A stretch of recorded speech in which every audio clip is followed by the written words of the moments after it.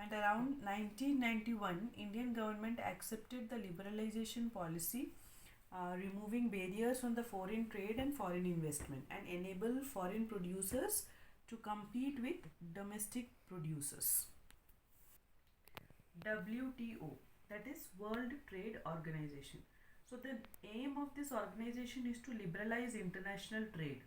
Okay, so this organization says that all countries in the world should liberalize their policies, and this organization established the rules regarding international trade and sees that these rules are obeyed. Currently, 161 countries are the members of WTO, and India have joined WTO on 1st January 1995.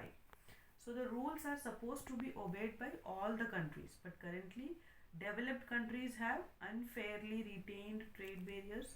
On the other hand, WTO rules force the developing countries to remove the trade barriers. As an example, we can say US government provides huge amount of money to their farmers for production and export of to other countries. So US farmers now can sell farm products in other country markets at abnormally low prices, adversely affecting the farmers in these countries. Okay, now what are the pressures from this WTO? That is, WTO rules have forced the developing countries to remove trade barriers. Thus, the developing countries have no choice other than accepting liberalization policy. Now, what are the impact of globalization in India? So that is for consumers. Globalization enables greater competition among producers, forcing them to produce the quality product at lower price. And consumers today can take advantage of this competition to get a quality product at reasonable price. So this led to higher standards of living, and these products are easily available in urban area and not in rural area. So reach of these product is limited, and thus the rural people is not having the same lifestyle as of urban people. Okay, then for MNCs, with the globalization, MNCs have prospered a lot, and they have increased their investments in India, indicating that they are benefiting from the investment. So recognizing the opportunities in urban area, that MNCs are now interested in industries like cell phones, automobiles, banking service and all. And these MNCs can now shift to other country to lower the production cost and to gain higher profit. But this shifting creates adverse effect also to workers of the company, and they will get cheap qualified labor at low wages. So producers will have choice to outsource the work from different countries where there is cheap labor and production cost. And for workers, there is no job security. With growing market competitions among industries, employers prefers to hire the worker as per need. Thus, they can fire the workers at any time. So there is no job security. Then very long working hours, that is worker has to work for long hours to meet the demands. They will have no choice than listening to their employer.